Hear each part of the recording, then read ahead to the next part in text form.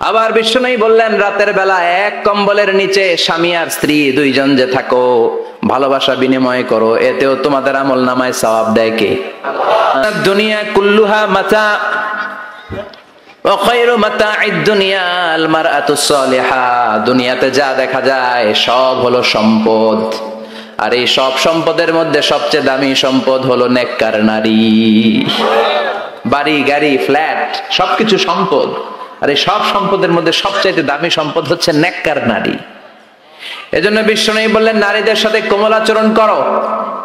রিফকাম বিল কাওয়ারির, গরম হয়ে যেও না, যৌতুকের জন্য গায়ে হাত তোলো না, রান্না একদিন মজা হয় নাই স্বাদ হয় নাই বলে পিটায়ও না, খারাপ আচরণ করো না, কোমল আচরণ করো, কেননা এদের পেট থেকে তোমার ছেলে মেয়েগুলো বেরোবে, ঠিক কি না? রিফকাম বিল কাওয়ারির, কোমল আচরণ করো। নারীদের সাথে কোমল হতে বলেছেন বিশ্বনবী। কাওয়ারির মানে গ্লাস, গ্লাস যেভাবে ধরতে হয় রাখতে হয়, নারীদের সাথে ওইরকম আচরণ। কাচের গ্লাসকে জোরে ধরা যায়? জোরে রাখা যায়? কাচের গ্লাস ধোয়ার সময় সাবান দিয়ে যখন ধুন, জোরে ধরা যাবে? জোরে রাখলে কি হবে? ভেঙে যাবে। এজন্য নারীদের সাথে কোমল আচরণ করতে হয়। নারীদের হৃদয়টা অনেক নরম, এদের সাথে যদি আপনি রেগে যান, হেতিকে লগে গরম হইলে হেতিরা সেতি যায়, আর নরম হইলে গলি যায়। সুবহানাল্লাহ পড়েন। এজন্য ভালোবাসবেন, কি করবেন? বলবেন তোমারে লেগেছে এত যে ভালো, চাঁদ বুঝি তা জানে, রাতেরও আধারে দোসর হয়ে তাই সে আমারে টানে, চাঁদ বুঝি তা জানে, ঠিক কি না? বিশ্বনবী এটাই বললেন, স্ত্রীকে ভালোবাসো। বিশ্বনবী বললেন স্ত্রীর সাথে ভালোবাসা করলে আমলনামা সওয়াব দিয়ে পূর্ণ করে দেয় কে? আবার বিশ্বনবী বললেন রাতের বেলা এক কম্বলের নিচে স্বামী আর স্ত্রী দুইজন যে থাকো, ভালোবাসা বিনিময় করো, এতেও তোমাদের আমলনামায় সওয়াব দেয় কে?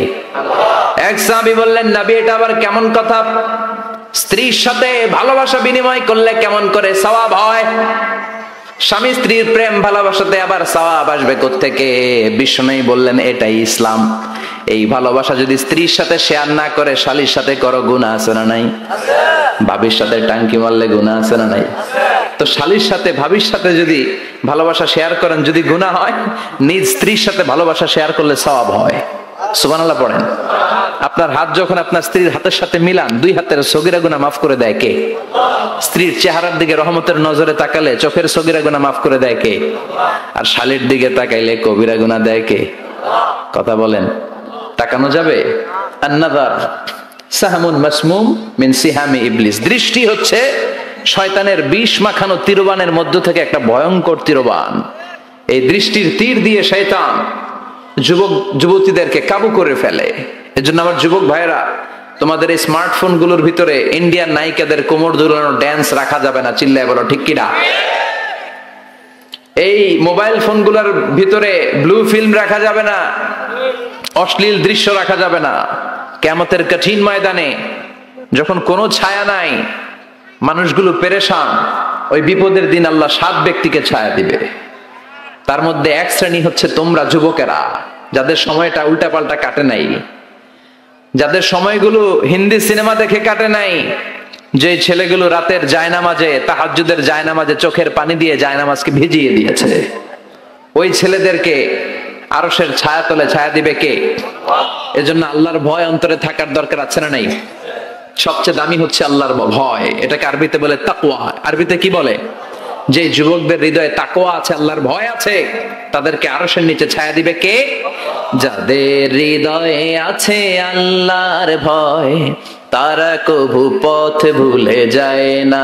আল্লাহর প্রেম ছাড়া এই দুনিয়ায় কারো কাছে কোনো কিছু চায় না।